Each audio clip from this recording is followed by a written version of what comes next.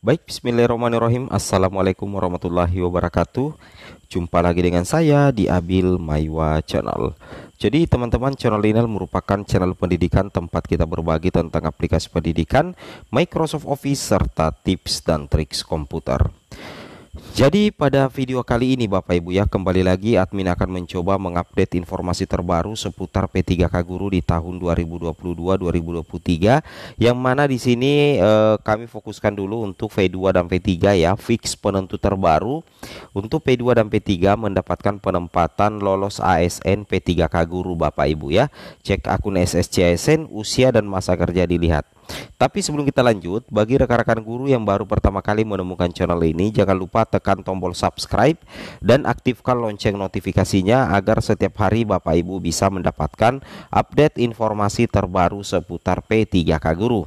Baik Bapak Ibu, terkait dengan fix penentu terbaru ya, P2 dan P3 mendapatkan penempatan, tentunya ini kami punya dasar hukum yang kuat ya. Kami punya dasar untuk membahas video ini karena terdapat dalam Juknis P3K Guru tahun 2022.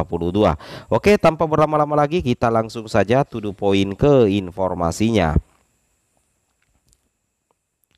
Jadi di sini Bapak Ibu perlu melihat kembali ya Juknis P3K Guru tahun 2023, yang mana kalau kita memperhatikan di sini di bagian H ya, di bagian H di sini dikatakan Bapak Ibu guru, panitia seleksi ya, panitia seleksi instansi daerah melakukan pengusulan penempatan pelamar prioritas 2 dan pelamar prioritas 3 berdasarkan urutan nilai tertinggi hasil penilaian seleksi kompetensi sebagaimana dimaksud pada huruf G kepada panitia seleksi P3K jabatan fungsional guru Kemendikbudristek. Nah, jadi kalau kita melihat di bagian H ini Bapak Ibu ya, kita bisa mengambil sedikit kesimpulan bahwa untuk usulan penempatan lolos menjadi ASN bagi pelamar P2 dan P3 nantinya itu ada dasar tersendirinya. Dasarnya itu tentunya berdasarkan urutan nilai tertinggi. Nah, mungkin banyak yang bertanya, ini urutan nilai tertinggi dari mana? Nah, mungkin kalian bisa menjawab, untuk urutan nilai tertinggi yang menjadi penentu pengusulan penempatan bagi pelamar prioritas 2 dan pelamar prioritas 3, itu urutan nilai tertingginya berdasarkan hasil penilaian seleksi kompetensi atau observasi. Seperti itu ya. Jadi nantinya hasil penilaiannya itu akan diurutkan Bapak Ibu ya, dari yang tertinggi ke terendah. Misalkan ya, admin berikan satu contoh. Misalkan di Kabupaten A ya, P2 P3-nya itu ada 10 orang ya. 10 orang. Kemudian formasinya itu ada 20. Nantinya itu akan diurutkan ya 10 terbaik untuk mengisi 10 formasi yang ada di sekolah A. Jadi nantinya ada 10 lagi yang tidak lolos. Karena jatah formasi yang tersedia ketika diurut berdasarkan nilai tertinggi, maka yang akan diambil adalah urutan pertama sampai 10. Tidak mungkin diambil urutan 1 sampai 20 karena formasi yang ada itu cuman 10 saja Bapak Ibu guru ya. Itu yang harus Bapak Ibu pahami. Jadi ini yang menjadi salah satu penentu ya, bahwasanya panitia seleksi instansi daerah melakukan pengusulan penempatan pelamar prioritas 2 dan pelamar prioritas 3 berdasarkan urutan nilai tertinggi. Jadi nantinya itu penempatan Bapak Ibu itu akan ditentukan oleh nilai tertinggi Bapak Ibu dari hasil penilaian seleksi. Itu harus Bapak Ibu pahami ya. Jadi ini adalah penentu terbaru ya bagi P2 dan P3. Nah, nantinya Bapak Ibu siap-siap ya di tanggal 23 ya, yang jelasnya bulan Februari, siap-siap Bapak Ibu P2 dan P3 juga untuk mengecek akun SSCIC-nya karena nanti di situ akan ada pengumuman. Nah, di sini kita bisa lihat di jadwal resminya bahwasanya untuk P2 dan P3 nantinya pengumumannya itu tanggal 2 dan tanggal 3 Februari bersama dengan P1 dan P4. Jadi nantinya di sini P2 dan P3 itu bisa cek akun SSCISN-nya dan melihat apakah Bapak Ibu lolos ya atau tidak.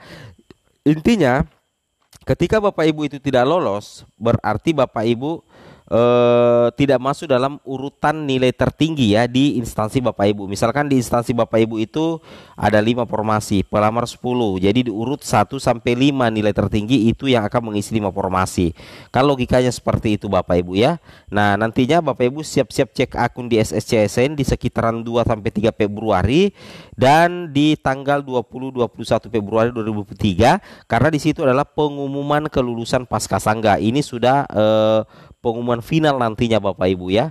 Itu yang harus Bapak Ibu pahami dan Bapak Ibu cermati ya. Oke, it's okay ya. Kemudian kita lanjut lagi di sini Bapak Ibu guru. Di sini Bapak Ibu perlu memahami juga bahwasanya untuk jatah formasi ya, untuk pelamar prioritas 2 dan pelamar prioritas 3 itu ada sekitar 124.000 Bapak Ibu ya, 124.749. Nah, jadi inilah nantinya total formasi yang akan diisi untuk kuota nasional khusus pelamar prioritas 2 dan pelamar prioritas 3 Bapak Ibu ya. Jadi intinya untuk pengusulan penempatan itu berdasarkan urutan nilai tertinggi ya. Jadi urutan itu berdasarkan urutan nilai tertinggi Bapak Ibu guru. Itu yang harus Bapak Ibu pahami.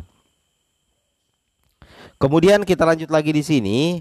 Di sini Bapak Ibu bisa melihat ya bahwasanya anggaplah seperti ini ya. Logikanya seperti ini kita artikan yang tadi ya di Juknis.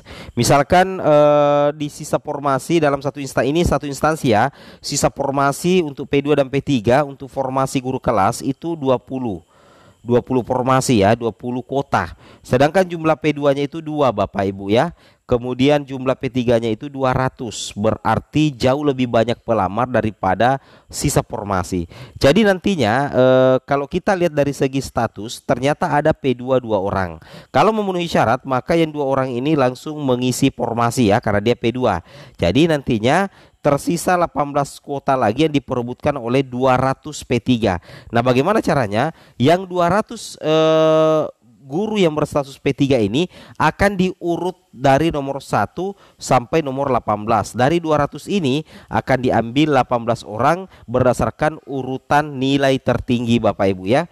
Itu yang harus Bapak Ibu pahami dan Bapak Ibu cermati ya. Nah, jadi logikanya hitung-hitungannya seperti itu Bapak Ibu ya. Hitung-hitungannya seperti itu berdasarkan urutan nilai tertinggi. Nah, di sini ada lagi kejadian kalau misalkan dalam satu instansi ternyata sisa formasi instansi berlebih, apa maksudnya? Berarti jumlah pelamar P2 P3 aja lebih kecil lebih sedikit ya daripada sisa formasi. Jadi kalau posisinya seperti itu, formasi lebih banyak daripada pelamar, maka secara logika maka akan masuk dalam kondisi status aman. Contoh misalkan sisa formasi mapel ya untuk guru kelas anggaplah 700. Prioritas 2 5 ya. Guru honorer negeri 600 atau P3.